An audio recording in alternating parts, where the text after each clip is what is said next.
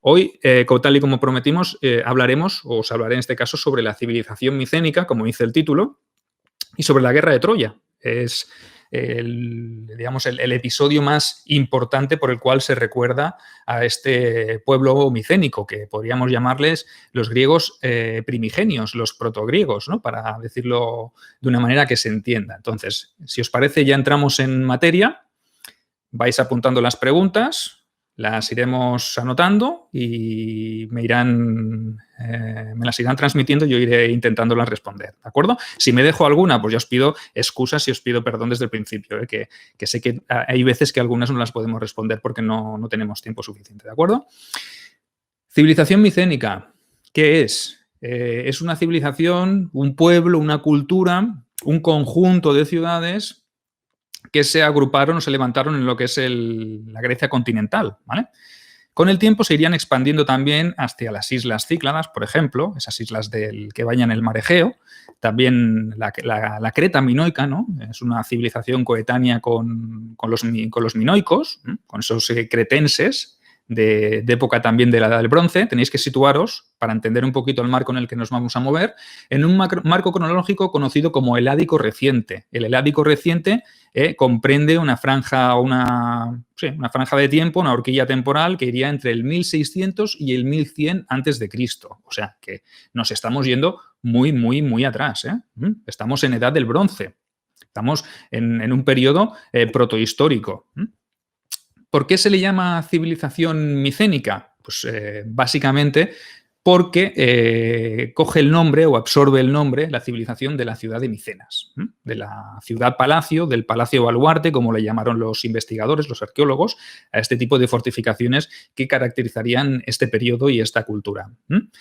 Micenas no es que fuera el centro de poder más importante o que fuera el centro del imperio, porque no se constituyó la civilización micénica como un imperio, sino que fue la ciudad o es la ciudad que más se ha excavado, que más conocemos a nivel arqueológico y, por tanto, la que los investigadores pues, le pusieron el nombre a la civilización basándose en esa ciudad, en Micenas. Micenas, que estaría, bueno, hoy es visitable, todavía quedan algunos restos de esta ciudad, luego hablaremos un poquito más de ella.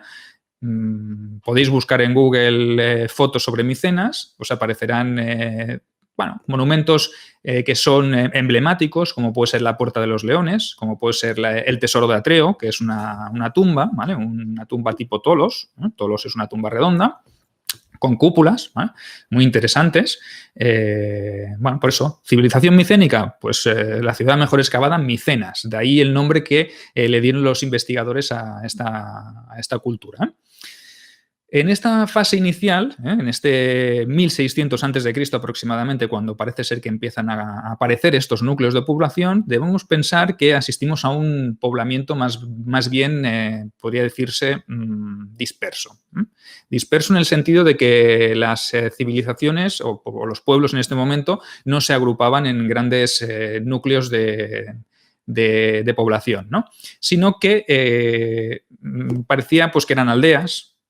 Y con el paso del tiempo pues, se van agrupando y se van convirtiendo o se van creando estos núcleos o estos centros de población, estos palacios baluartes, estas fortalezas, estas ciudades-estado, podríamos decir, porque se erigen casi como en una especie de protopolis, protociudad-estado de época clásica. Y se empiezan a construir estos primeros palacios, por lo tanto, lo que hace la población que estaba en las aldeas, pues acercarse, agruparse e introducirse dentro de estas fortificaciones, porque estos asentamientos se construyen en zonas elevadas, se construyen muros ciclópeos, muros bastante importantes, y eso ya nos da la sensación un poquito de que se busca seguridad, ¿no? ¿Seguridad por qué? Porque puede ser que haya amenazas, porque puede ser que no sea tan seguro vivir en las aldeas como lo había sido antes. Entonces la gente busca seguridad, por eso la gente se junta y crea pues, ciudades. Bueno, unas especies de ciudades pequeñitas, podríamos decir de momento, en este año 1600, que es cuando empiezan a aparecer los primeros indicios de asentamientos. Vamos a hablar ahora un poquito sobre el mundo micénico a finales de este siglo XVI a.C., donde recibe obviamente una clara influencia del mundo minoico. Os he hablado antes de Creta, de esos palacios. También tenían sus palacios las ciudades de Creta, de los minoicos, y contactan comercialmente con ellos, adquieren también materias primeras, hay intercambio de productos, o sea que hay un comercio bastante importante. Los micénicos se convertirán en grandes navegantes. Con el paso del tiempo y con la evolución de los siglos, serán pues un poco los amos o los señores de ese mar Egeo. Contactarán pues con troyanos, con hititas, con egipcios, con cretenses, con gente que está asentada en Sicilia. Incluso se sabe que llegaron a costas de Hispania, de Iberia, para conseguir metales tan, podríamos decir, extraños y escasos como el estaño. Aparecen esos palacios baluarte que os he dicho, les llamaremos a partir de ahora palacios baluarte porque es el término que se utiliza para denominarlos, y se crea pues una especie de confederación de ciudades, ¿vale? O sea, para que nos entendamos, existiría una independencia entre estas propias ciudades, estos propios palacios baluarte, y tendrían pues lazos de unión pues como pueden ser religiosos, culturales, de lengua, etcétera. Pues lo mismo que sucedía posteriormente con las ciudades fenicias o con las ciudades griegas de época arcaica, de época clásica. Se crea pues una especie de confederación y esa confederación pues se activa en momentos determinados. ¿Y cuándo pueden ser esos momentos determinados? Pues en momentos de necesidad, como por ejemplo sería la Guerra de Troya, de la que os hablaremos un poquito más adelante. Os hablaré yo, vaya, que estoy aquí solo, acostumbrado a hablar siempre con Miquel o con Gerión o con alguien o con Arnau en el programa de Cliófilos, pues obviamente siempre hablo en plural, no me lo tengáis en cuenta, esto es una deformación profesional. Más adelante, si queréis, hablamos un poco sobre Troya.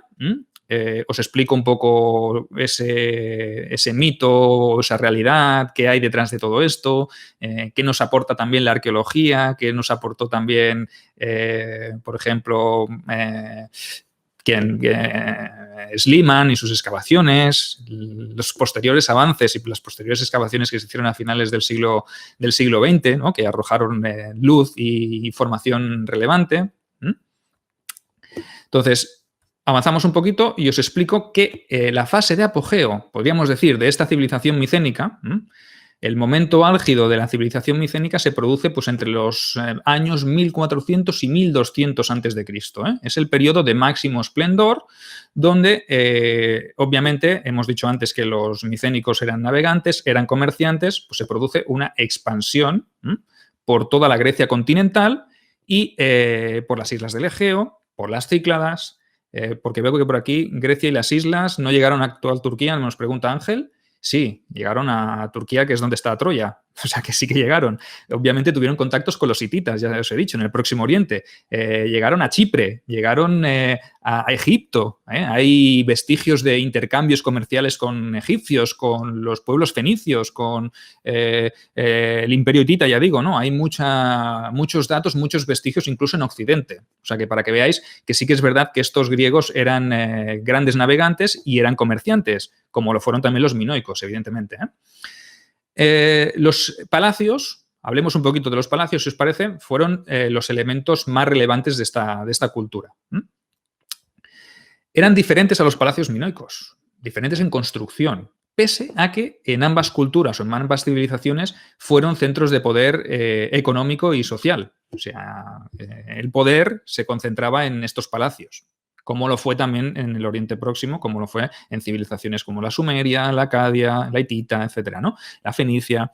Como veis, los palacios se convierten en los centros económicos y sociales, políticos y religiosos, lo engloban todos, ¿no?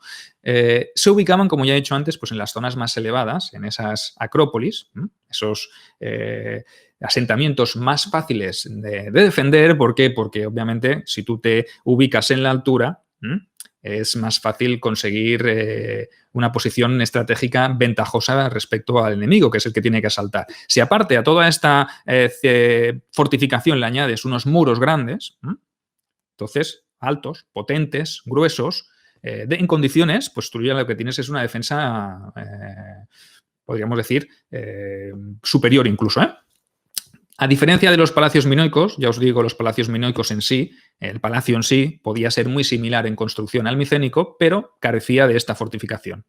No se han hallado restos de muros de defensa que nos indiquen que los minoicos podían tener tener las mismas posibilidades defensivas que tenían los micénicos. Por tanto, después, una vez tú tienes toda la fortificación cerrada, obviamente pues la ciudad empieza a crecer intramuros, ¿no? Eso es importante también, que se establecía la ciudad intramuros.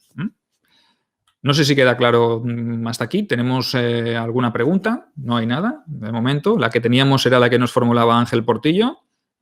Tenemos a Beatriz León, que ha aparecido por aquí. ¿Qué tal, Beatriz? Has llegado un poquito tarde, ya llevamos 10 minutos, pero bueno, ya te la puedes escuchar. La parte que no escuches, la escuchas en diferido. A Pedro Manzanares, ¿qué tal, Pedro? Bienvenido al directo.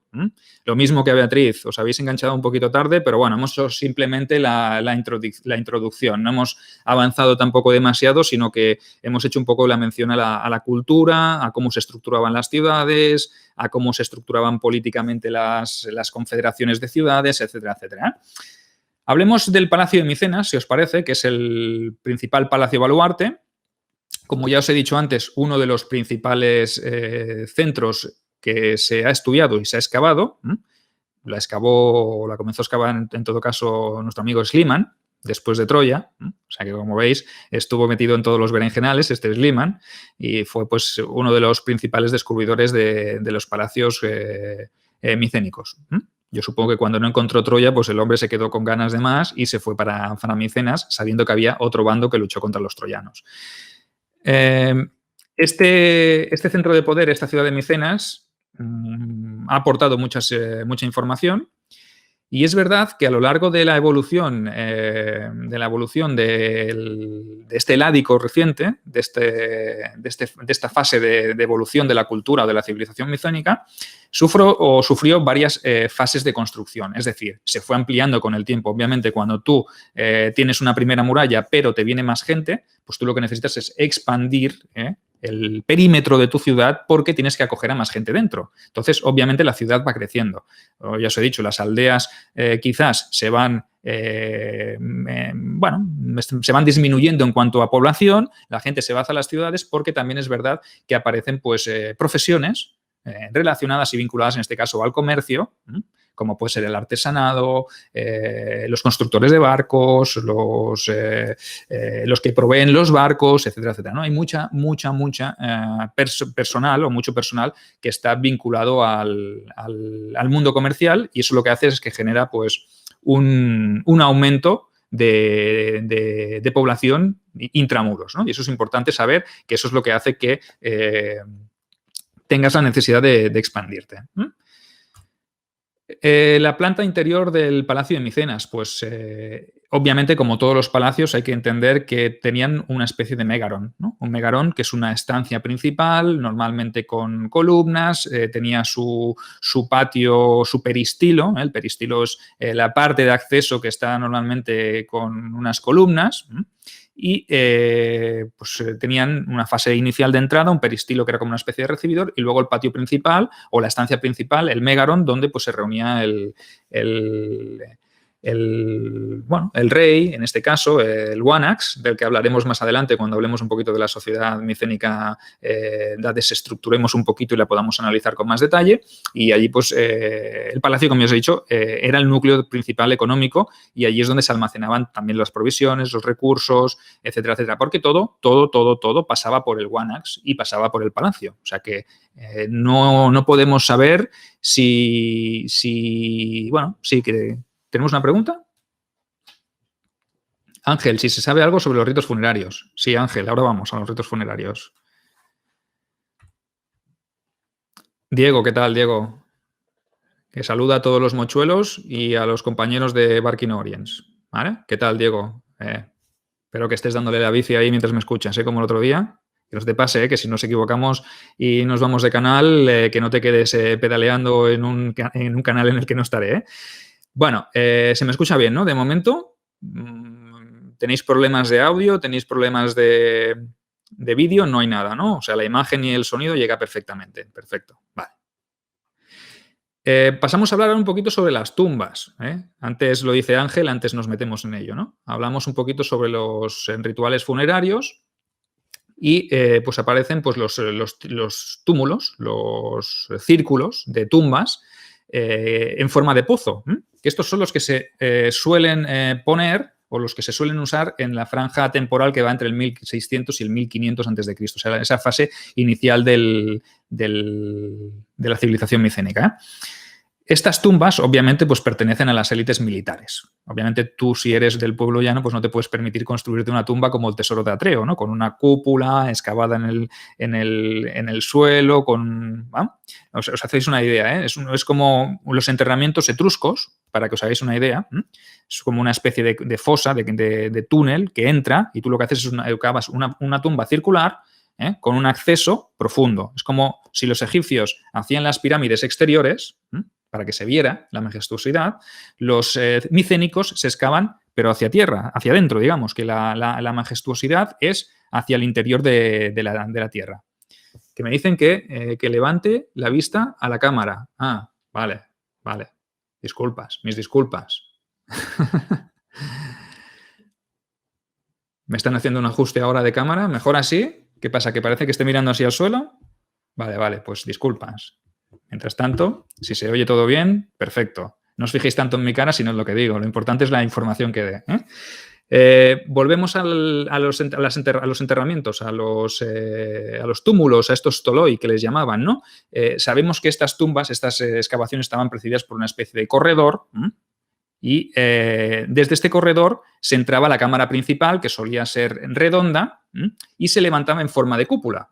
Es como si entrarais hoy en día a visitar el Panteón de Roma de Agripa, un panteón circular, y vosotros estuvierais dentro, la tumba estuviera dentro, pero estuvierais bajo tierra. ¿Vale? O sea, que este era el sistema en el cual las élites se enterraban. ¿Vale? También es verdad que había estelas con una clara influencia minoica o egipcia. Ya os he dicho antes que había contacto con civilizaciones como la minoica y con la egipcia. Entonces, la egipcia pues, tiene un mundo funerario bastante interesante, muy importante, muy rico. Entonces, evidentemente, las élites que contactan con este pueblo, pues obviamente reciben sus influencias. Nos dice María que el Tesoro de Atreo como construcción es maravilloso.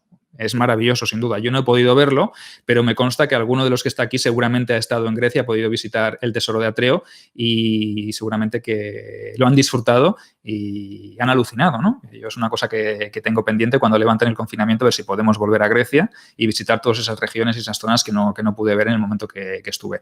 De todas maneras, si ponéis en internet, en Google, ponéis Tesoro de Atreo, pues os saldrá pues, una planta del dibujo, allí podréis ver todo lo que os he explicado, el tipo de construcción. Bueno, podéis hacer, no sé si habrá algún tipo de tour virtual. Es posible que con este confinamiento se hayan abierto muchos museos a los tours virtuales. También es verdad que puede haber aparecido algo para este tipo de edificaciones. Avanzamos un poquito. Y os diré que hubo también otros palacios. María nos dice que es impresionante, que le encantó Grecia. Y estuvo allí en el Tesoro de Atreo, entonces, pues maravilloso. Ha tenido el privilegio de poder tocar las piedras. Joan Carles dice que sí, una pasada y que Micenas en general también, obviamente.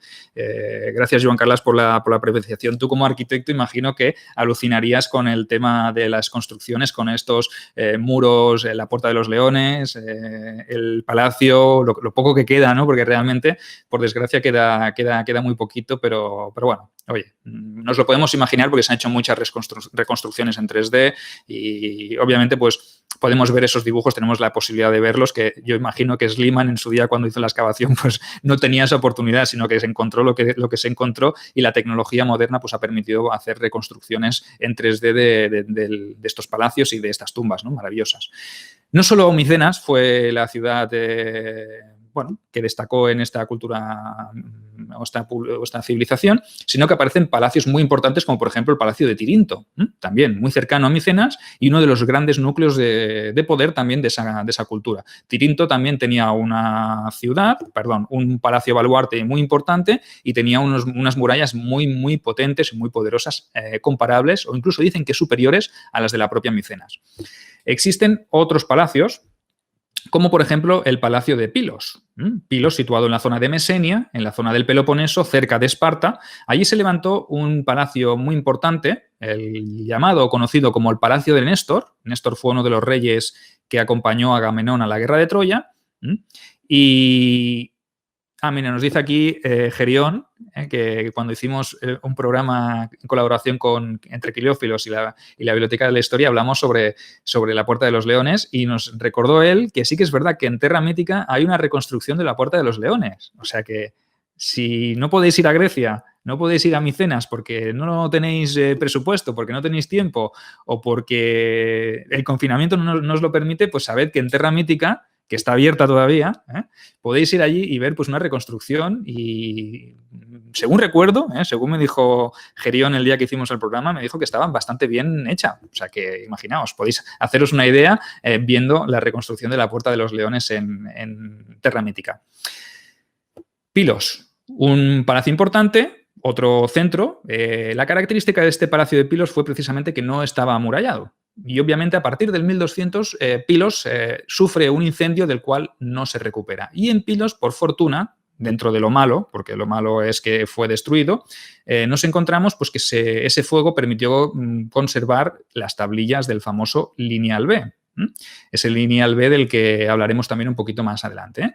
Recordad, palacios importantes como Tirinto, Pilos.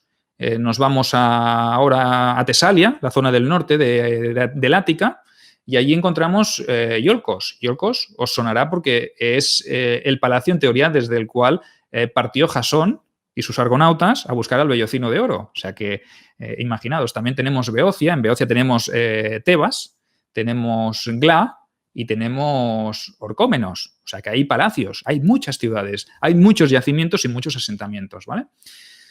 ¿Quedan vestigios? Pues pocos, porque obviamente en muchos lugares se construyeron ciudades encima, como puede ser en el Acrópolis de Atenas, también hubo un asentamiento de la Edad del Bronce, que puede ser que fuera también de esta civilización micénica. ¿Qué sucede a partir o en la década diríamos, entre el 1450 y el 1400? Cuando empieza el periodo de esplendor que hemos dicho, de esplendor de los micénicos, empieza pues el declive de los palacios minoicos, ¿vale? Esos palacios de esa civilización cretense. Aparece como una especie de decadencia que va unida a el auge de la civilización micénica. Puede ser que la ocupación de Creta por parte de los micénicos se hiciese oficial, ¿vale? Es decir, lo que hacen los micénicos es aprovechar esa decadencia o ese declive de los minoicos, se hacen con sus rutas comerciales, se hacen con Creta, construyen palacios y absorben pues todo lo que tenía Creta, ¿no? Una de las civilizaciones más antiguas, ¿no? Que era anterior. Sabemos que es entonces cuando se empiezan a producir pues, esa expansión de la que os he hablado antes, desde las Cícladas hasta la isla de Rodas, hasta Melos, Chipre. En Chipre se funda una factoría, un asentamiento, la península ibérica. Y es que la presencia del rey de Nosos, por ejemplo, Nosos es la ciudad más importante de Creta. Hay un yacimiento también muy importante, un palacio que está reconstruido en gran manera y que hay también pues, unos frescos también que se han reconstruido. Pues esa ciudad de Nosos el rey de Nosos entra en la guerra de Troya, participa en la guerra de Troya, ¿vale? Y bueno, ya que hablamos de la guerra de Troya, pues si os parece, vamos un poquito a la acción. Ahora os he hecho un poquito la introducción de la cultura micénica, hemos hablado de ese contraste y de esa influencia con la cultura minoica, pues vamos a hablar de la guerra de Troya, de la cual, pues como ya sabéis, hay muchísimas dudas. Yo pienso que sí que ocurrió. Ahora, ¿a qué tamaño fue la guerra de Troya? Pues fue una guerra de 10 años como nos relata Homero en la Ilíada. Hombre, lo dudo mucho. Primero, ¿por qué? Pues porque 10 años de guerra son muchos recursos, son muchos hombres, lejos de casa, para la civilización micénica. O sea, os imagináis que te tienes que ir desde tu palacio de Micenas, de Tirinto, de Pilos, de Atenas, de Iolcos, de Glá, de Orcómenos, de Tebas, te tienes que ir hasta Troya, que está en Turquía, en Anatolia, durante 10 años.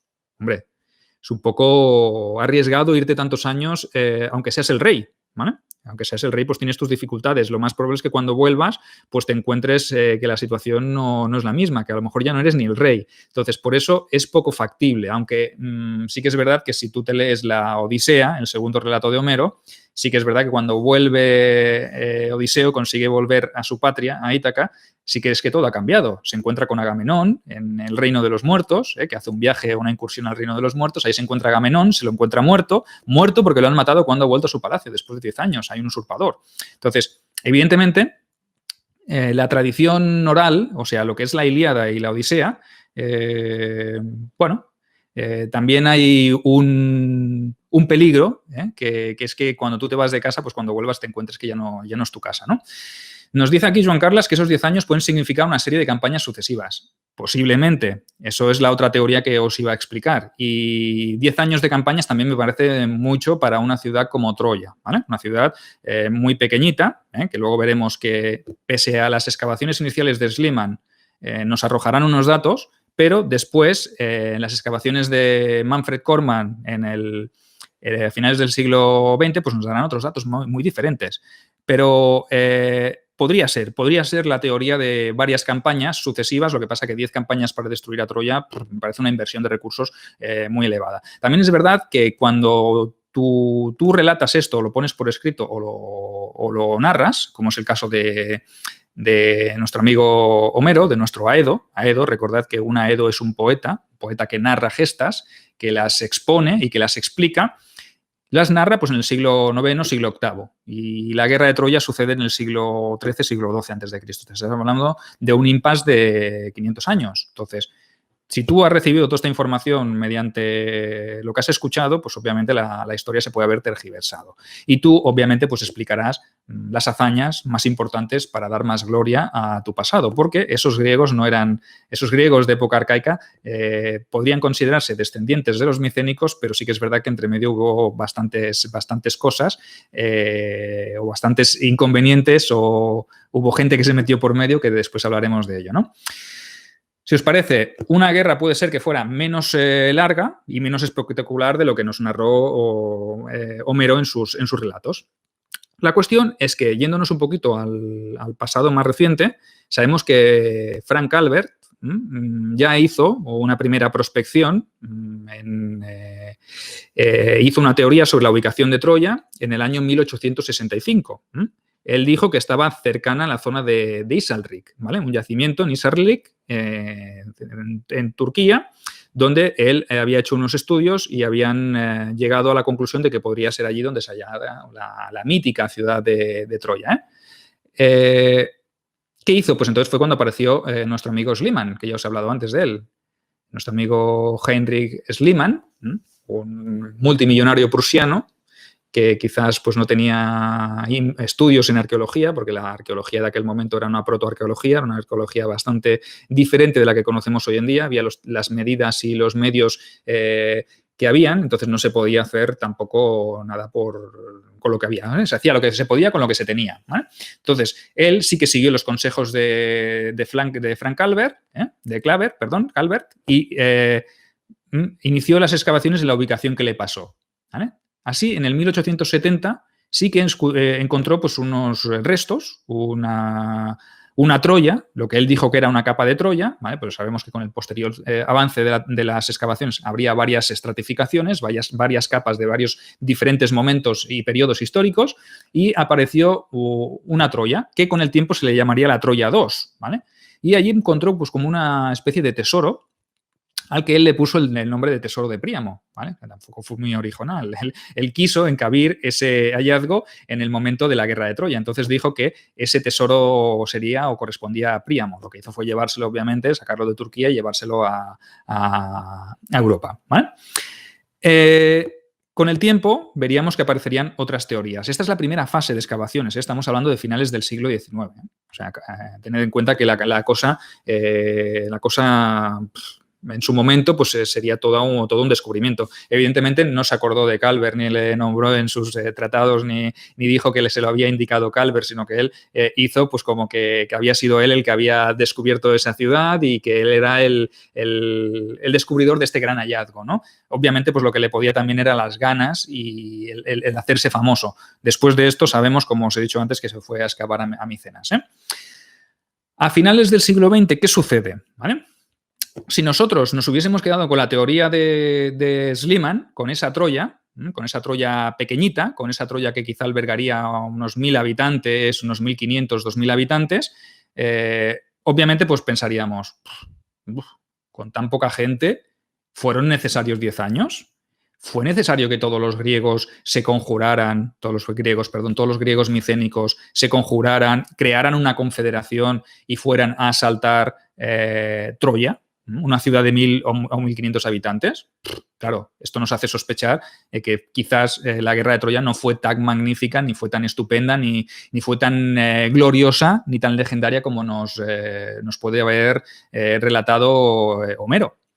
Pero entonces, en el siglo XX, a finales del siglo XX, en los años 90, pues aparece otro excavador, un arqueólogo, Manfred Korfmann, un alemán, con, obviamente, muchos más medios, con una arqueología ya que ha evolucionado bastante respecto a lo que había hasta entonces, y hace o inicia excavaciones en el mismo lugar donde las hizo Schliemann, ¿vale? Empieza a hacer una excavación, unas prospecciones, empieza a avanzar un poquito más, se aleja de la zona de ese palacio, ese palacio, que en ese momento no se sabía que era un palacio, se pensaba que era la ciudad de Troya, y se hallan una especie de barrios bajos de Troya. Barrios bajos no me refiero a la zona chunga de Troya, no os preocupéis. Los barrios bajos serían la zona más periférica de la ciudad. Y encuentra el perímetro de una muralla que es muchísimo más amplio con un foso defensivo. Aparece una nueva Troya. Esto cambia bastante la película, ¿eh? A estas capas de Troya se las conoce como las capas 6 y 7. Y eso arroja, pues, obviamente, una nueva perspectiva sobre las excavaciones de Schliemann. Ahí sí que se encuentran vestigios de una destrucción violenta de la ciudad y ese perímetro, esa ampliación del perímetro, pues nos da información de que había muchísima más población. Quizás estamos hablando de entre 10.000 y 15.000 habitantes en la ciudad de Troya, una ciudad más que importante para ser de la época del bronce. O sea, eso ya nos da más datos. Una ciudad importante que controlaba el comercio del Helesponto, el paso al Mar Negro con esos tributos comerciales, que ya veo que Ángel nos lo ha recordado aquí. Troya probablemente controlaba el Helesponto, el comercio con el Mar Negro. Sería una zona apreciada por muchos, obviamente por los micénicos. Y eso nos lleva pues a la segunda parte, ¿no? Al por qué se inicia la guerra de Troya. ¿Vosotros creéis realmente que se inicia por el rapto de Helena? Sí, José Antonio, perdona, que me apuntan aquí de realización que tienes también una pregunta. La situación política en la situación... la situación política en la situación, vale, para llegar hasta la guerra de Troya. Que te explique un poco esto, ¿no? Pues eso es lo que vamos a hablar ahora, José Antonio. Responderé a Ángel y te responderé a ti. En este momento, Troya ya es una ciudad importante, como podemos ver, basándonos en los estudios de Korfmann. Obviamente ya hemos superado esa fase de Schliemann, lo dejamos un poco como un elemento del pasado. Y Korfmann y sus excavaciones pues, nos demuestran que la ciudad de Troya pues, fue una ciudad más importante de lo que en teoría parece ser que parecía que era. Obviamente controla el paso de las mercancías, controla la transacción económica de ese momento, porque todos los barcos que tienen que pasar al interior tienen que pagar peaje o un tributo por acceder al Mar Negro. Entonces, obviamente, eso nos lleva al móvil económico. ¿Por qué empiezan las guerras, señores? No os voy a descubrir yo tampoco aquí la sopa de ajo. Las guerras empiezan siempre por un móvil económico. Y en este caso, el rapto de Helena, pues o bien fue una excusa en su momento aprovechada por Agamenón, o las circunstancias fueron así, si mezclamos la leyenda y el mito con la realidad, o bien simplemente no existió ese rapto de Helena, sino que los micénicos, que se estaban expandiendo por el Egeo, que controlaban las rutas comerciales de los minoicos que os he dicho antes, tenían ganas de controlar esa región y Troya era una barrera, Troya era un impedimento para que ellos pudieran llevar a cabo su expansión. Entonces, obviamente, el conflicto pues, está servido, ¿no? Lo del rapto de Troya, el rapto de Helena. ¿Qué queréis que os diga? La cultura y la tradición griega está cargada de mitología y el tema de Helena y de que el príncipe Paris, el juicio de Paris con la manzana, que las tres diosas, Hera, Afrodita y Atenea le dieron una manzana para que eligiera a la más bella y cada una le hizo una promesa a cambio y él eligió a Afrodita y Afrodita le concedió el amor de la mujer más bella de toda Grecia, que este caso era Helena, él se fue por Helena, la raptó y se la llevó a Troya. Pues oye, esto es muy bonito para un guión de una película, para un canto que tú como Aedo puedas explicar y exponer en una corte griega de época arcaica. Puede quedar muy bonito, puede quedar muy... Pero el caso real, el casus belli, como deja aquí bien apuntado José Antonio Ruiz, el casus belli real pues es un móvil económico, evidentemente. Una cultura en expansión no puede ver cómo una simple ciudad se le nos dicen aquí, Fobos, el señor del mío, nos dice que hubiese sido mejor escoger a Atenea. Seguramente Atenea le hubiese concedido el don de la sabiduría y no hubiese cometido el error de empezar una guerra, ¿no, París? Ese apunte me parece también bastante importante para el que nos hace Fobos. En cualquier caso, ya me he perdido el hilo un poco, Espera, que bebo un poquito de agua, que tengo la boca seca. Los motivos económicos. Obviamente los motivos económicos son los que mueven los intereses de todos los países, lo mueven en la actualidad, lo mueven en la Edad Media, en la Edad Contemporánea, lo movían en la Edad Antigua y en la Edad del Bronce también lo hacían, ¿vale? Entonces, esta guerra está claro que se debió a un interés económico. Obviamente, Troya, imagino que no combatiría sola, ¿vale? Porque Troya estaba dentro de la órbita del Imperio hitita. Es posible que la Troya de este momento fuera un estado o una ciudad vasallo de los propios hititas y los hititas pues les enviaran también a refuerzos y por tanto la guerra pudo prolongarse, pudo ser una guerra mucho más grande, a más gran escala y podría ser que también hubiese durado quizá no 10 años, pero sí 2, 3 campañas. Evidentemente los micénicos irían allí, lucharían durante un tiempo, quizás regresarían a sus casas y al año siguiente volverían a hacer la guerra. Entonces es probable que sí que fuera un conflicto, como nos apuntó antes Joan Carles, un conflicto longevo de varias campañas y que quizá durase tanto tiempo pues por eso, ¿no? Existe estratificaciones sobre Troya y hay una ocupación en Troya ya desde el año 3000 a.C. Allí es donde se encuentra la primera Troya, la Troya I, que fue un asentamiento que se construyó sobre un promontorio que estaba bastante cercano al estrecho de los Dardanelos, ¿vale? Más Troyas, la Troya II, que es la que se destruyó por un incendio, que es la que encontró aquí en este caso nuestro amigo Schliemann. Aparecen también ocupaciones posteriores durante la Troya III, la Troya IV, la Troya V y VI, la séptima, que hemos dicho que la que correspondería por franja a la época de los micénicos, que sería la que se engloba entre los años 1250 a 1180 aproximadamente. Se abandonaría durante 2, 3 o 4 siglos y se volvería a ocupar a partir del 700 a.C. Esta Troya 7b, como la denominaron los arqueólogos alemanes, como la denominó Korfmann, se ocupó por habitantes de la vecina isla de Lesbos, que le pusieron el nombre de Ilion, la sagrada Ilion, como la llaman también las fuentes, o Wilusa, como le llaman las fuentes hititas a Troya, ¿vale? O sea, como veis, Troya es una ciudad con mucho recorrido. También es verdad que hacia el año 300 se produce una fundación helenística en la Troya 8 ya. La 9, a partir del 85 hasta el fin de la ocupación bizantina, fue bautizada como Ilium Nova, ¿vale? O sea, que, para que veáis. Y la 10ª, la última estratificación, pertenece a la ocupación en tiempos del Islam, ¿vale? Para el 1500 después de Cristo, y esta ya fue abandonada. O sea, que imaginaos la ocupación de esta ciudad. Sí que existe Troya, ¿vale? María me pregunta, como estudioso de la historia y teniendo en cuenta la mitología, ¿crees que la guerra de Troya mereció la pena, teniendo en cuenta que Helena volvió de nuevo con Menelao? Hombre. El amor triunfa, he visto por aquí, ¿no? Que decía Ángel también, el amor triunfa, pero esa es la versión más romántica, ¿no? La versión del cine, la versión de la película de Wolfgang Petersen, ¿no? Que no está mal, que es divertida, que es una visión quizá más humana sin la intervención divina, ¿no? Bueno, no le merecería la pena. Imagino que en el caso de que fuese real, la cara de Príamo, pues cuando llega a París con Helena y la mete en la ciudad, ¿no? Ya si veis la película también, Héctor también le dice a su hermano que tiene que devolver a Helena a Menelao, a su esposo. Entonces, ¿valer la pena?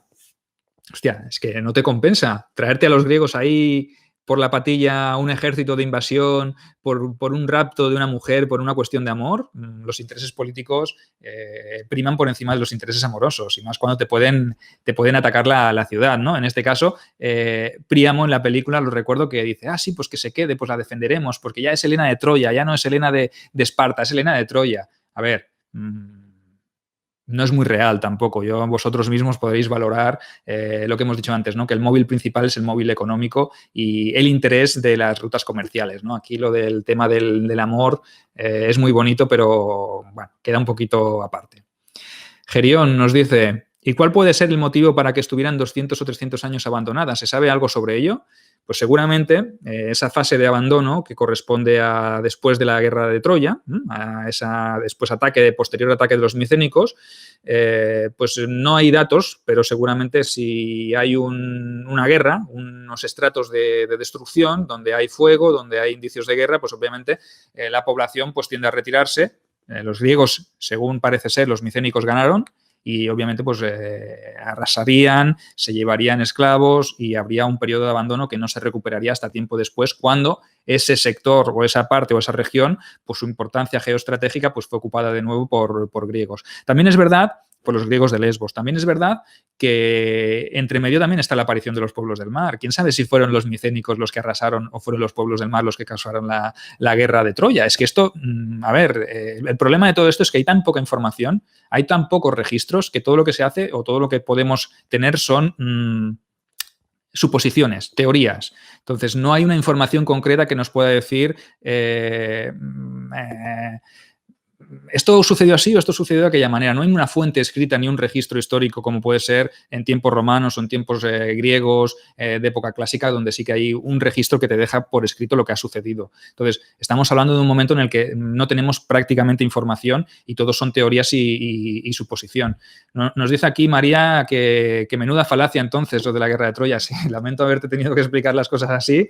Puedes quedarte con la versión que más te guste, te puedes quedar con la versión romántica del rapto de Helena, con esa guerra donde hay tantos héroes, donde todos los personajes importantes como Aquiles aparecen y muere porque le dan con una flecha en el talón.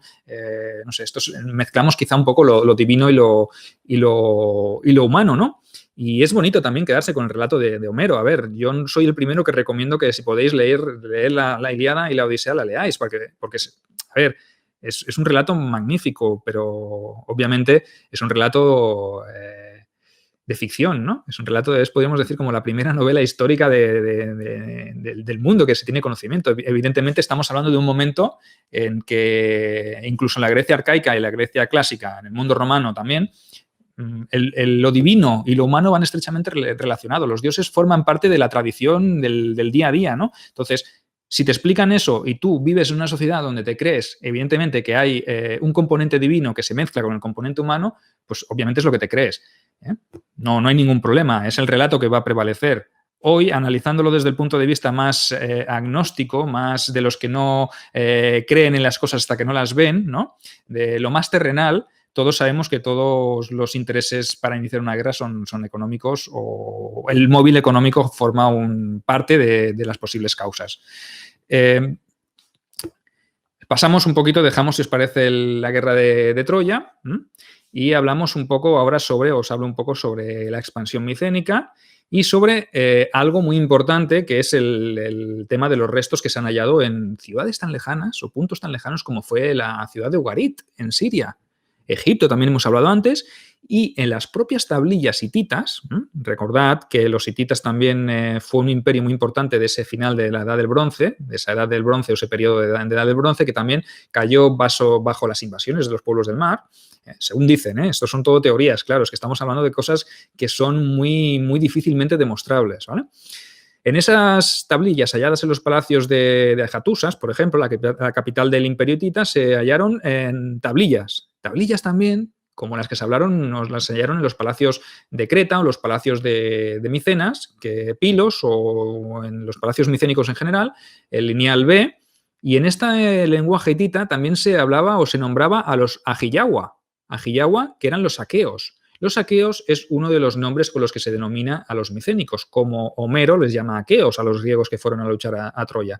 ¿Vale? Entonces ya hay mención de esta civilización y conforme hay intercambios comerciales, hay acuerdos. Entonces esto quizás reafirma un poquito más la teoría de la que os iba hablando, ¿no? El tema de la presencia importante en el comercio y del choque, obviamente, de los intereses comerciales y económicos, que es lo que nos lleva a todo. David nos dice que saludos, que está aquí como siempre. Bienvenido, David. Ya si has entrado ahora, lo mismo, ya escucharás lo que llevamos en diferido, ¿eh? No hay ningún problema. También os he dicho antes que hubo contactos con Sicilia, con el sur de Italia y, bueno, podemos decir que sí que existen rutas comerciales y sí que está constatado que los micénicos se convirtieron en grandes navegantes. Como os he dicho antes, también llegaron a la península ibérica en busca del estaño. Hablamos ahora un poquito sobre el lenguaje, el idioma micénico, ¿cómo le podemos llamar, no? ¿De dónde surge? ¿Dónde encontramos estos hallazgos arqueológicos? Por fortuna, antes me parece que lo ha comentado alguien en un comentario, decía que el fuego es uno de los grandes aliados de los arqueólogos. En este caso sí, cuando son tablillas de barro cocido, por ejemplo, ¿no? Cuando el fuego lo que hace es mantener estas tablillas y lo que puede hacer es que nos deja el registro para que nosotros lo podamos estudiar, lo podamos leer. Se trata del lineal B, ¿vale? El lineal A es minoico, de época cretense, y el lineal B es una escritura silábica y de signos ideográficos que se encuentra en los palacios como Pilos, en Micenas, etcétera, etcétera. Entonces encontramos una escritura que nos da información muy, muy importante, ¿eh? Fue descifrada por Michael Ventris y por John Chadwick allá por el año 1952. Un trabajo duro, muy duro, porque el tipo de escritura es muy difícil de entender y está hecha, como os digo, aparte de sílabas, también con signos ideográficos. O sea, que es una mezcla un poquito de una conjunción de varios estilos, ¿no? Este lineal B nos dio pues datos, información a los investigadores sobre la sociedad micénica y cómo estaba hecha. ¿De qué se trata este lineal B, estas tablillas? ¿Qué es lo que nos han hecho llegar hasta nosotros? Pues, por ejemplo, registros palaciegos más bien de tipo administrativo, como podrían ser listas de compras, ventas, entregas de productos, también registros de ganado, las ventas y los intercambios de esclavos, inventarios de armas o de carros y animales, por ejemplo. Importante, una cultura como la micénica, una civilización guerrera. Guerrera porque aparecen personajes, pues como ya sabéis, esos héroes de la tradición micénica, los que fueron a Troya, Agamenón, Menelao, Néstor, Aquiles y sus mirmidones, Patroclo. En el otro lado tenemos a Héctor, a Eneas, a un montón de héroes, ¿vale? Entonces, un elemento importante para las guerras en este momento pues eran los carros. Carros eran los elementos de estatus social. Es como si dijéramos hoy en día si tú tuvieras un Ferrari o si vas con un 600, ¿no? O con, yo qué sé, o con un Ford Focus o con un Seat Ibiza. No es por menospreciar a las marcas, ¿no? Pues sí que es verdad que el carro era un elemento de estatus y un elemento de combate también. Con el tiempo, sabemos que las civilizaciones de la Edad del Hierro también las utilizarían, aunque irían decayendo en importancia, porque realmente eran poco prácticas. Pero en este momento sí que es verdad que los guerreros, los grandes líderes, los generales, los laguaguetas, los wanaks, de los que hablaremos después, sí que acudían a la guerra con estos carros porque eran plataformas desde las cuales pues, se confería cierta ventaja a la hora de combatir. No en tanto carros de combate para embestir y para romper líneas, sino más bien para tener una posición ventajosa desde la que atacar. Entonces, la guerra, un elemento muy, muy, muy vinculado a la sociedad micénica.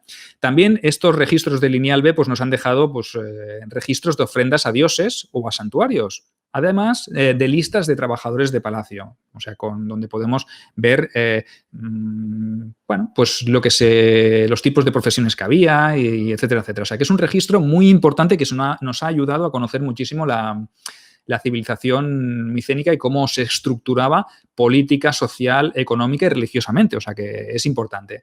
Hablemos un poquito ahora de la sociedad, ¿vale? La sociedad micénica, os he hablado antes, os he dado unos nombres, ¿no? Que parecen así un poquito extraños, ¿no? En la cúspide, empezamos por la cúspide. En la cúspide estaría el Wanax. Wanax, el rey del Palacio Baluarte. Pero no el rey como podríamos entender el Basileus de época griega, no, sino que sería como una especie de rey de hombres, conductor de hombres, ¿no? Era como una especie bueno, no diría divinidad, pero sí que un hombre superior al resto.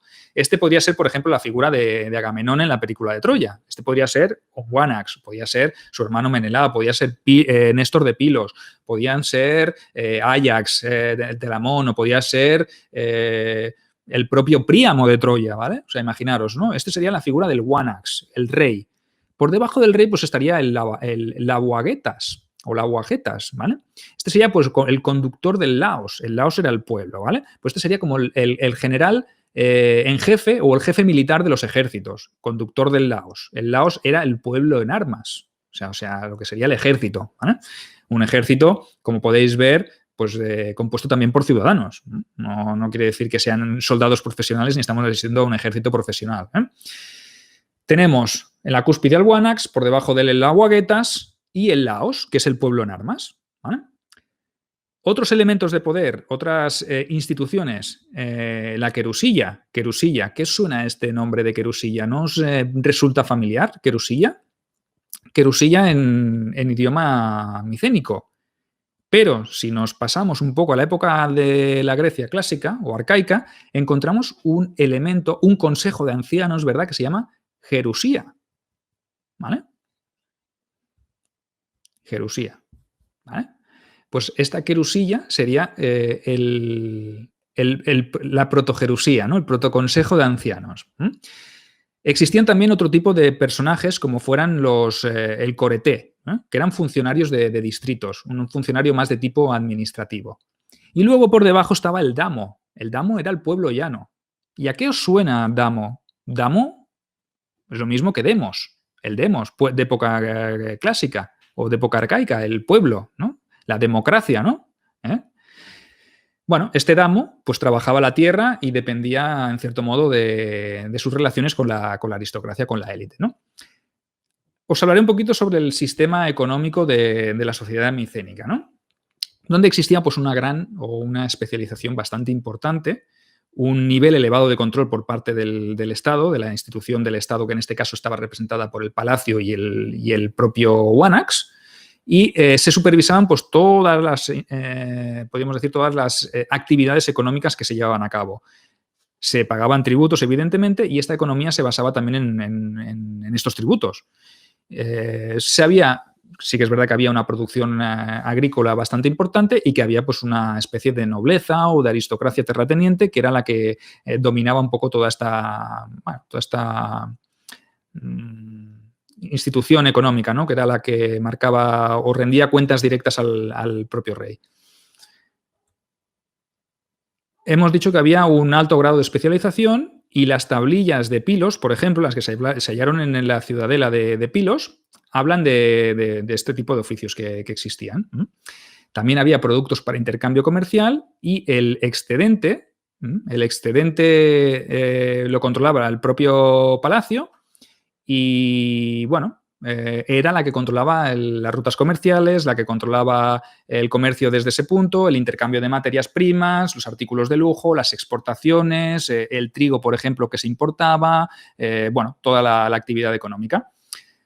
Os hablaré brevemente sobre el mundo funerario, porque las tablillas del lineal B también nos han dejado muchísima información sobre la religión y las divinidades, ¿no? Y esto es muy importante porque ya os he dicho antes que el mundo griego o el mundo antiguo en general, fue un mundo muy vinculado a las divinidades. La religión jugaba un papel muy importante y el mundo micénico, por tanto, también lo era.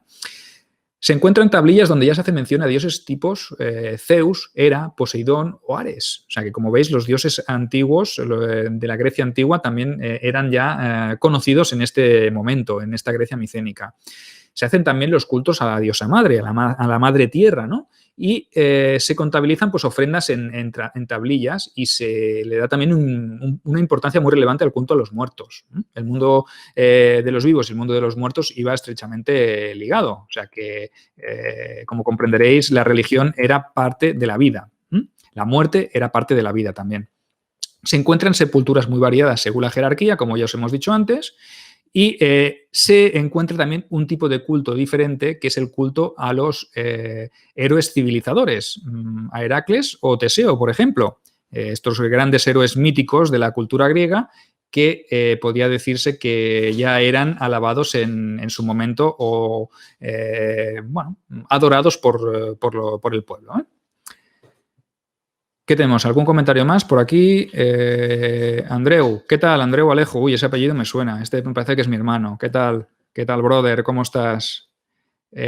Fobos, nos dice Diomedes, el del poderoso grito de guerra que venció a Ares en la Ilíada. Otro personaje que está estrechamente vinculado a la parte mitológica y la parte heroica, ¿no? En esa tradición que Homero, como ya os he dicho, iba relatando cuando iba de corte en corte, de palacio en palacio. Yo me imagino a nuestro amigo, a nuestro Aedo, yendo a una corte y explicando las cosas de una manera. Y según la acogida que tuviera y la aclamación que tuviera, pues podía echar un poquito más de imaginación al asunto o podía ser menos imaginativo. Entonces, obviamente, pues si las gestas o si el público te está aplaudiendo las gestas que tú estás explicando de los héroes de antiguos de la guerra de Troya, pues tú te vienes arriba y explicas más. Si tu público no está muy por la labor, pues tú lo que te interesa es acabar rápido y explicar los datos más específicos o más concretos y ya está. Entonces, evidentemente, cuando tú estás haciendo o tú te basas en una tradición oral en la cual han pasado más de 500 años desde los hechos hasta lo que tú estás explicando, pues ya os he dicho antes que se puede tergiversar muchísimo la información, ¿vale? Entonces, quizás sí que Diomedes existió, Aquiles existió, Agamenón existió, o quizá no vivieron todos juntos en el mismo momento, sino que la tradición de Homero lo que hizo fue aunarlas en un solo relato, ¿no? Para dar o explicar como una especie de historia general del mundo micénico y en esos momentos donde acabamos de salir de una época oscura, de una Grecia que ha vivido una época oscura, donde están apareciendo las primeras ciudades estado, donde están apareciendo las primeras polis arcaicas, interesa pues crear un vínculo con la tierra en la que tú estás ocupando, con esos micénicos. Entonces, quizá la tradición hace que todos esos personajes, que pueden ser de diferentes épocas o diferentes periodos, hayan convergido en un punto de unión concreto que es la guerra de Troya. Esa teoría también es factible. Y es que si analizamos con detalle los relatos en sí, podemos ver que la Ilíada y la Odisea ya de por sí son diferentes, o sea, son estilos muy diferentes. La Ilíada está escrita en verso, con un estilo literario muy diferente de la Odisea, que se escribe como una prosa, podríamos decir como una narración. Entonces, hay autores, investigadores modernos que creen que incluso la Ilíada y la Odisea han sido escritos o fueron escritas en su día por autores diferentes. Entonces, la figura de Homero también está ahí como un poco con la de Licurgo y con la de esos personajes Teseo, Perseo, grandes personajes que pertenecen un poquito quizás al ideario más imaginativo o a la tradición mitológica, etcétera, etcétera. Entonces, por eso hay que tener importante, hay que analizar y coger con pinzas toda esta información. Francisco Javier Teruelo, ¿qué tal? Saludos. María García, hola, profe, me dice. Bueno, ¿profe de qué? No sé qué soy profe. Yo soy divulgador. Profesor, pues si os consideráis alumnos míos y queréis serlo, pues yo soy vuestro profesor, encantado, no hay ningún problema. Y dice Ángel Portillo que como Roma con Eneas. Obviamente, perfecto. Es que este ejemplo que me suelta aquí Ángel me viene como anillo al dedo. Y es que realmente, ¿qué hicieron con la Eneida? ¿Qué hizo Virgilio con la Eneida en el siglo I cuando quiso que Augusto le pidió que hiciera pues un relato de la gens Julio Claudio para vincularla con la guerra de Troya? Pues ¿qué hizo? Se inventó un relato conforme Roma era descendiente, o los romanos eran descendientes de Eneas, ¿vale? Eneas, como recordaréis, fue uno de los que se escapó o logró escaparse, según el relato de Homero, de Troya antes de ser destruida. Se llevó a su padre Anquises a sus espaldas y decían que, o dice la tradición, los relatos, dicen que Eneas era hijo de Venus, de Afrodita, ¿vale? O sea, ya lo estás vinculando con la divinidad, ¿no? Que es lo que dice Ángel aquí también, acercar la civilización a los dioses, obviamente. Nos dicen que Eneas se marchó de Troya, se fue a hasta Cartago, pasó por Cartago, allí tuvo un idilio con Dido, Dido, la fundadora de Cartago, una reina también que emigró y que se fue desde Tiro y fundó Cartago. Desde allí siguió el viaje y acabó en Alba en Italia. Y sus descendientes fundaron una ciudad, Alba que la tradición vincula a Rómulo y Remo, ya que fueron los hijos de Rea Silvia, que era hija del rey de Alba. Y ellos se fueron y todo el mito, o sea que como veis, hay todo un vínculo entre la divinización, los dioses y una civilización. Por ejemplo, aquí Augusto lo que quiso fue acercar su gens, la Julio Claudia, al mundo divino y ya a Troya, vincularla con Troya. Entonces, por eso os digo que hay que ser muy meticuloso y muy cuidadoso a la hora de coger estos relatos y analizarlos, porque ya os digo que incluso en según qué circunstancias los propios investigadores no creen ni que la figura de Homero fuera una figura real que existiera, ¿vale? Pasamos ya, si os parece, a la parte final de la charla, porque me parece que me estoy extendiendo demasiado. Me dejáis un segundo que tome un poco de agua. Y aquí quiero sacar a colación pues, la parte en la cual, por ejemplo, Ángel me hacía una pregunta, que me hizo una pregunta Ángel Ángel Portillo, sobre la desaparición de la cultura o de la civilización micénica.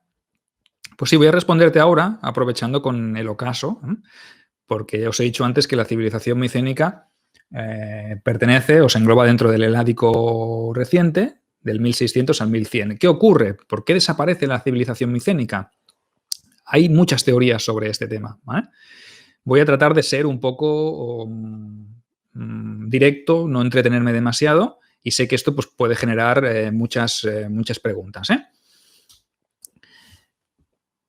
¿Qué se tiende a pensar o qué tienden los investigadores a decir sobre la caída de la civilización micénica? Pues hay muchas teorías. La más destacada, la que más se tiende a pensar que ocurrió, fue la de la invasión de los pueblos del mar.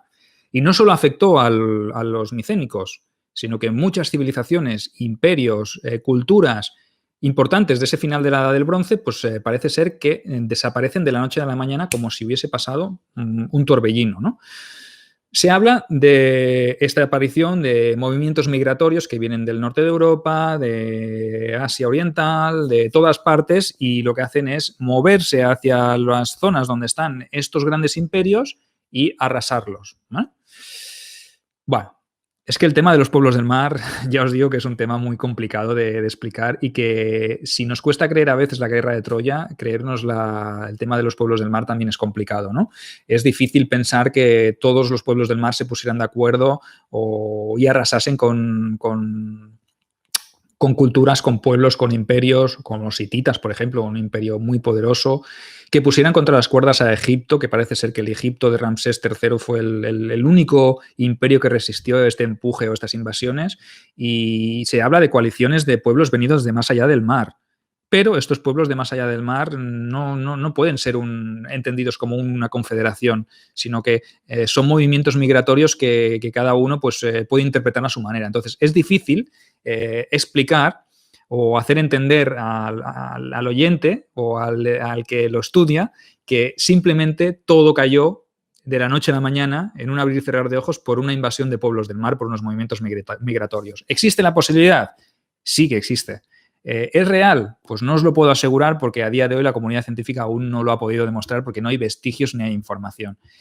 ¿Qué puede ser o qué se baraja como otras opciones? Porque hay más líneas de investigación sobre la desaparición de esta cultura micénica. Se habla de conflictos internos y guerras civiles. Como ya os he dicho antes, ciudades, palacios baluarte, independientes los unos de los otros, y si hay guerras entre reyes, entre wanacs, pues es posible también que haya destrucción, ¿vale? ¿Existe esta posibilidad? También, conflictos entre los ciudadanos que se alzan contra los reyes por abusos de poder, por subidas de tributos, etcétera, etcétera. Es posible que exista esta teoría. Y hay otra línea de investigación que habla de las catástrofes naturales. O sea, que haya habido producto desde maremotos, terremotos, cambios climáticos importantes en este periodo, etcétera, etcétera.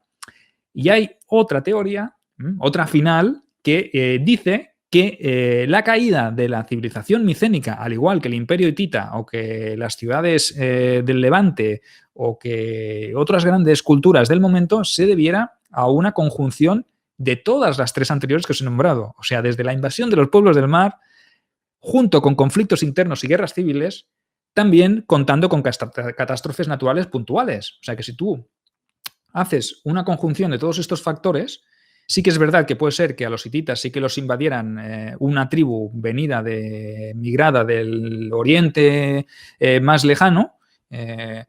Sí que es verdad que ellos lo sufrieron así, pero puede ser que los micénicos tuvieran conflictos internos o puede ser que en el norte de Egipto pues hubiese algún tipo de catástrofe natural que facilitara el acceso o la rebelión o el movimiento de gente, ¿no? Sí que es verdad que hay un periodo de cambio, ¿vale? Que hay transformaciones, pero también es cierto que los estudios más recientes nos han demostrado que la sociedad micénica no desapareció de un día para otro, sino que fue un proceso de transformación, un proceso de cambio, una llegada de gente, de las tribus dorias, por ejemplo, que venían del norte de Europa, que se asentaron en el Peloponeso. Hay como una especie de integración, de destrucción puntual en según qué puntos determinados, ¿no? No hay que ser no hay que verlo esto como una invasión de pueblos del mar y que luego de repente todo desaparece de la noche al día. No, sino que es un proceso más de transición. ¿Por qué? Porque los siglos posteriores, en ese periodo llamado como época oscura, que va desde el final de la civilización micénica hasta la aparición de la Grecia arcaica, ese periodo de desinformación, donde no hay fuentes, donde no hay registros, etcétera, etcétera, parece ser que se produce pues bueno, todavía se encuentran vestigios, todavía hay restos de elementos de la cultura micénica que pueden ser o bien heredados o bien que han quedado de periodos anteriores, pero sí que es verdad que yo vería esto más como un periodo de transformación, una época de paso, de caída de unas estructuras políticas, sociales y económicas y el advenimiento de otras nuevas, porque luego aparecerá una cultura nueva como puede ser la propia Grecia, ¿no? La Grecia arcaica, ¿no? Que se vuelve como a juntar, vuelve a crecer y vuelve a recuperar toda esa tradición previa del mundo micénico, ¿no? No sé si esta era la pregunta que me hacías, Ángel. Yo creo que sí. Tengo una pregunta de Francisco Javier. Dice que literalmente hablando, Virgilio hace un híbrido entre la Ilíada, la Odisea y algunos nostoi, retornos más. Sí, los nostoi son los retornos de los guerreros, de los reyes que cuando vuelven de Troya, evidentemente, y se encuentran pues todas las movidas que han tenido en su ausencia. Sí que es verdad, Francisco Javier, es esto, es lo que hemos explicado un poquito. Y lo curioso del caso, dice también, es que Virgilio odiaba esa obra y ordenó que se quemara, pero Augusto ignoró el testamento. Bueno, sí, no le hizo mucha gracia porque quizás fue un poco forzado a escribirla y como era amigo de Augusto, pues oye, lo que diga Augusto pues va a misa, ¿no? Entonces, si él creía o quería que eso fuera que eso permaneciera, pues obviamente, por mucho que Virgilio no le gustase lo que había escrito, pues obviamente se tuvo que aguantar con lo que había, ¿no? Yo, si os parece, doy por concluida la charla, la parte que yo tenía que explicaros. Llevamos, me parece que es 1 hora y cuarto, 1 hora y 10, 1 hora y cuarto de charla. Abrimos, si os parece, un turno de preguntas. Ya he ido intentando ir respondiendo más o menos a los que me iban saliendo sobre la marcha. Y si os parece, pues voy a ir respondiendo lo que vayáis poniendo aquí durante unos minutitos. Y si queréis dejar pues impresiones, dejar vuestros comentarios, qué os ha parecido. No sé si este formato os gusta, este formato de charla, si queréis que sea más breve, si me enrollo demasiado. No sé cuántas personas hemos tenido conectadas. Realización 26. Bueno, hemos estado rozando los 26, menos que el último. No sé si es que el formato está perdiendo interés, no sé qué es lo que sucede, si el tema tampoco le acababa de convencer a la gente. Bueno, me pregunta Ángel si el paso de la edad del bronce a la edad del hierro tendría algo que ver. Bueno, también es verdad que dicen que los pueblos del mar, cuando esos pueblos del mar que vinieron, pues traían hierro, cuando en la Edad del Bronce los micénicos, por ejemplo, no tenían armas construidas con hierro, no tenían la tecnología del hierro, no la conocían. Entonces, esas invasiones o esos pueblos migratorios que aparecieron sí que traían el hierro como elemento armamentístico, como elemento superior respecto a las culturas de la ciudad de la época del Bronce, y sí que es verdad que les supuso una ventaja sobre los micénicos, o sobre los hititas, sobre los egipcios, etcétera, etcétera. Y eso fue quizá lo que hizo que se impusieran, porque los micénicos no tenían o no conocían el uso del hierro, por lo menos a nivel militar. Entonces sí que es verdad que puede ser un factor determinante la supremacía del uso del hierro. Por eso esa teoría del uso de las armas de hierro es también, o se tiene en cuenta en la comunidad de investigadores. Francisco Javier Vallenotto dice, parece que eran marineros, pero sus batallas eran en tierra, ¿no? No sé, Francisco Javier, ¿a qué te refieres? ¿A la guerra de Troya, a los micénicos? Sí que eran marineros, sí, eran una cultura basada también en el control marítimo, en el comercio, etcétera, etcétera, pero si tú te quieres ir a hacer la guerra a Troya, pues obviamente tienes que ir en barco. Ir a pie es muy difícil. La guerra de Troya sí que fue una guerra terrestre, una guerra en la cual, pues, obviamente, los ejércitos que predominaban eran la infantería, con el uso de carros, como os he comentado antes. Entonces, si te refieres a eso, sí, eran tropas terrestres, pero claro, obviamente, tenían un control de las rutas comerciales y eran grandes marineros también los micénicos. Gerión dice, entonces, a grandes rasgos, ¿quién podemos decir que son los herederos directos de los micénicos? Hombre, los herederos directos pues, son los griegos, ¿no? Pues hemos llamado desde el principio protogriegos a estos micénicos, pero son los que heredan un poco la tradición por cuestión territorial también, ¿no? Los griegos, como los dorios, por ejemplo, los dorios que son los que se establecen en la zona del Peloponeso, también son pueblos migratorios que venían del norte de Europa y que no son micénicos. Entonces es posible que se mezclaran la población doria con la población micénica, con los restos de la población micénica, se produjese una especie de mestizaje, poblaciones venidas de Oriente también, etcétera, etcétera. Hay un vacío de información que dura casi 500 años y es muy, muy difícil de rellenar, ¿no? Diego dice que se hace corto. Y Juan González, a mí me encanta el formato. ¿Para cuándo el siguiente? Bueno, a ver, pues la semana que viene no creo que sea posible, pero la siguiente, de aquí a 15 días, si sigue el confinamiento o si no sigue también, porque a ver, ¿por qué tenemos que hacer o atribuir este tipo de charlas simplemente al confinamiento? Podemos hacerla o puedo hacerla en este caso si os apetece y os gusta el formato, pues para cuando ya estéis libres del confinamiento. Ahora, claro, no lo haré la semana después de que se levante el confinamiento porque os iréis todos a tomar cañas al bar y queréis respirar el aire puro. Entonces, lo que menos os apetecerá es ver mi careto aquí en internet, ¿no? Pero bueno, tomo nota y ya os iré informando y, bueno, por las impresiones son buenas. Por lo que veo, la gente está encantada, a la gente le gusta. Aquí el señor Fobos, el señor del miedo, nos dice que es un tema poco conocido y poco atractivo. Aún así lo haces interesante. Uf. ¿Pero es poco conocido y poco atractivo o te ha parecido ahora más atractivo después de habértelo explicado yo? Quizá ahora es el momento pues, para profundizar un poquito más, para leer la Ilíada, para leer la Odisea.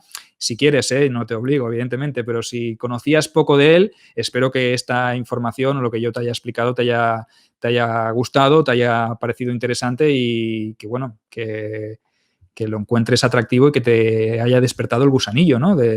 O si no, pues ahora mira, ahora los que tenéis aquí, que me habéis escuchado a mí, ahora podéis, que estáis confinados, pues cogéis y os veis la película de Brad Pitt, de Troya, veis una visión diferente y podéis contrastar toda esa información que yo os he comentado y podéis sacar vuestras propias conclusiones, ¿no? ¿Qué más preguntan por aquí, María? A mí personalmente me parecen súper interesantes estas conferencias y este formato nos permite verte en directo. Ah, pues muchas gracias. José Antonio dice que el 80% de las batallas en tierra, todo que su fin fue en una batalla marítima. Bueno, sí, las batallas en tierra, pues porque realmente los barcos de ese momento pues no estaban preparados para hacer grandes batallas como tendrían luego los griegos en época clásica, ¿no? No eran barcos preparados más para combatir, sino también podríamos decir que para desplazarse, para comerciar, etcétera, etcétera. José Luis Cabezas dice, no somos muchos, pero estamos totalmente atentos a la conferencia. Cuenta conmigo para la próxima. Pues muchas gracias. Todas estas palabras de ánimo hacen que uno se motive. Yo prefiero que sean 25 y que la gente lo disfrute que no sean 500 y que la gente diga que es aburrido o que no le gusta o que vaya bodrio, ¿no? Entonces, por lo menos los pocos que somos, pues estamos aquí bien a gusto. Eso es lo que intento yo al hacer este tipo de charla, que el confinamiento se os haga más llevadero y distraeros pues durante una hora y media, una hora y cuarto de vuestro tiempo. Luego ya volveréis a vuestras rutinas de ver la tele o de leer o de jugar con los críos, ¿no? Que a ver si los niños os dejan descansar. También soy consciente de que los que tenéis niños, pues en ocasiones cuesta bastante dejarlo todo para venir a verme a mí, ¿no? Entonces yo no me siento tampoco un personaje especial ni alguien que tenga que gozar de vuestra atención, pero sí que es verdad que en la medida de lo posible yo lo hago encantadísimo, porque ya sabéis que me encanta divulgar, que me encanta disfrutar con los directos, que me encanta hacer podcast, que me encanta escribir, y todo lo hago por vosotros, porque realmente a mí este contenido no me reporta ningún beneficio. O sea que yo no cobro por hacer este directo, como no cobro cuando hago el podcast en la Biblioteca Perdida, ni cuando con Cliófilos, etcétera, etcétera, ¿no? Simplemente pues lo hago porque disfruto y porque me encanta que vosotros lo paséis bien y podáis desconectar un momento y podáis disfrutar de estos pedacitos de historia, ¿no? Que a mí, obviamente, pues me gusta compartirlo con vosotros y, bueno, no sé, es que no sé qué deciros más. ¿Tenemos más preguntas? A ver. Mis reconocimientos, María dice que mis reconocimientos a la labor de difusión de la historia con mayúsculas. Gracias a los y las ayudantes de realización. Gracias para ti, para Laia, que no quiere salir en cámara, que a ver si la conseguimos que salga. ¿Sabes? No quiere salir. Di algo al micro. Hola. Encantada de colaborar ella conmigo. Ya la tengo aquí como mi clon. Uno forma ya parte de mi grupo de clones. A ver, espera, que me están diciendo que Gerión dice que estas charlas están geniales, Sergio, se hacen muy cortas y amenas. Cande, ahora me ha quedado más claro todo este mundo. Menos mal que te tenemos haciendo directos sobre estos temas. Gracias, Sergio. No, gracias a vosotros por seguirme. Yo encantadísimo de colaborar y de hacer estos directos y hacerlos para vosotros. José Antonio dice que a quien quiera un acercamiento más light, a Odiseo, recomiendo a Manfredi. Manfredi habla sobre la Odisea. Tiene un libro sobre Manfredi, sobre la guerra de Troya. También Colin McCullough tiene La canción de Troya, que es un relato muy interesante, un libro muy, muy recomendable sobre Troya. Colin McCullough y se llama La canción de Troya. Esto os lo recomiendo. Ángel, a mí es que no me gusta preguntar, ¿no? Por desgracia, no, chato, no te gusta preguntar. Otra cosa no, ni hablar tampoco, ¿eh? A ver, Joan Carlos dice, como José Antonio, me sorprende que si Troya controlaba el estrecho sería una potencia marítima y eso a Homero se le olvida y tendría algún puerto importante. Obviamente, eso es un detalle muy importante porque si tienes un puerto, si controlas una ruta, también tienes que tener una flota. Entonces, es importante también que los griegos se juntaran, pues por eso, porque tenían que combatir contra una fuerza importante y grande, como podía ser la propia Troya y sus aliados de hititas, que también les daban refuerzos. Pues estamos hablando de una guerra que sí que es verdad que fuese una guerra a mayor escala de la que nos hemos imaginado, la que los estudios más podríamos decir menos modernos, pues nos habían hecho entender, ¿no? A ver, Juan González, esto es un lujazo, gracias por el esfuerzo que hacéis. Bueno, gracias a ti por estar aquí, que es un esfuerzo también para vosotros conectaros, lo entiendo.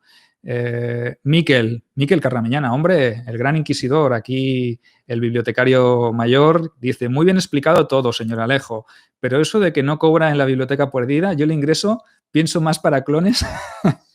Pienso para clones puntualmente a final de mes, vale, sí, pero el pienso, yo no me alimento de pienso, señor bibliotecario mayor, ¿eh?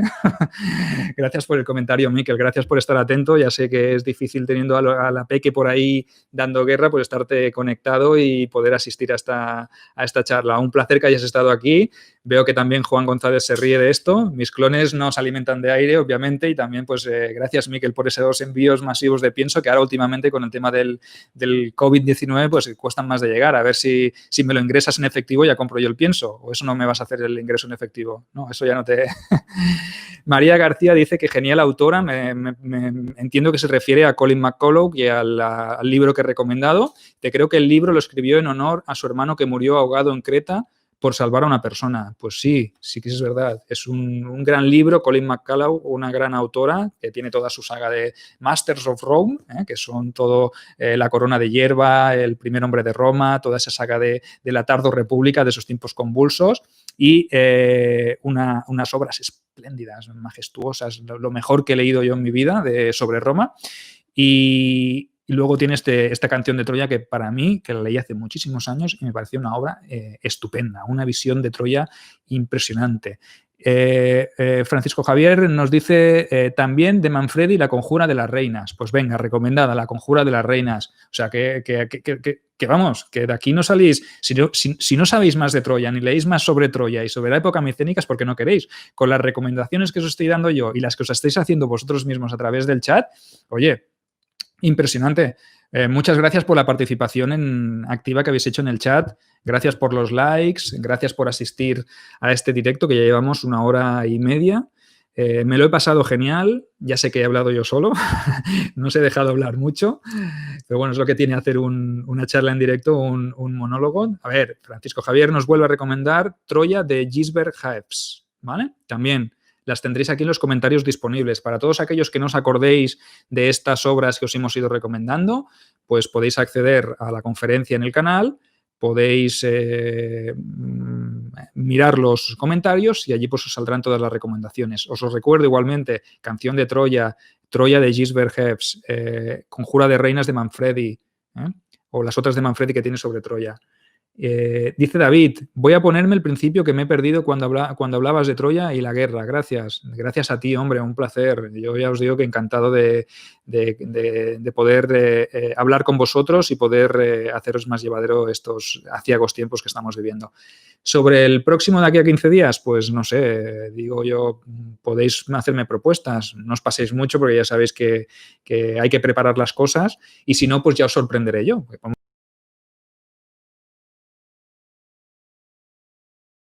Vamos a hacerlo así también. De aquí a esa misma semana, pues yo ya os anunciaré el tema sobre el que hablaré y os hago una sorpresa sobre un tema que quizás os guste o no. Quién sabe, si no os gusta, pues nos conectéis.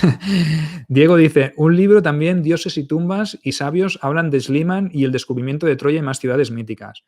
También hay tratados, no solo hay que leer novela histórica ni relatos de ficción, sino que podéis leer también libros relacionados con lo que sean ensayos sobre investigación, sobre arqueología, etcétera, etcétera. Que obras hay muchas.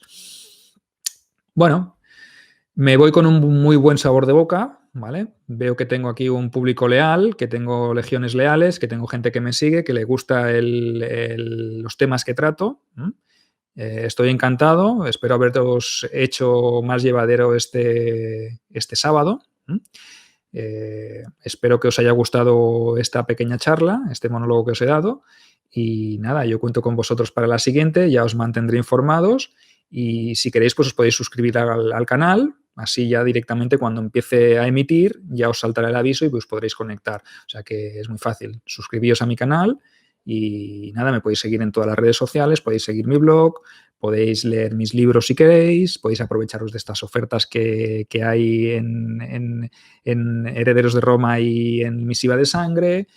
Tenéis los libros de curiosidades también a un precio bastante económico y gracias a vosotros por haber estado allí, por haber aguantado esta chapa y nos vemos en la siguiente. Un saludo y que sigáis disfrutando iba a decir disfrutar del encierro, pero no, aprovechad para culturizaros y conectaos también a Internet porque hay mucha gente que está haciendo directos, tanto por Facebook como por YouTube, como por Twitter, como por Instagram y la oferta cultural es muy importante y seguid los podcasts también, que no dejamos de emitir tanto la Biblioteca Perdida como la Biblioteca de la Historia, como Cliófilos, como el de Ángel Dignum en Roma. O sea que aquí los que estamos confinados y estamos encerrados, los divulgadores, seguimos produciendo. Me dicen por aquí, María García, que ya va por esas águilas. A ver si es verdad, por las águilas que están ahí, que os habréis quedado con ganas de saber más, o a ver cómo continúa la historia de Cayo Vitelio. Un saludo, no os doy más la chapa, que paséis un buen fin de semana, que la semana que viene sea llevadera y que el confinamiento se acabe pronto. Un saludo a todos.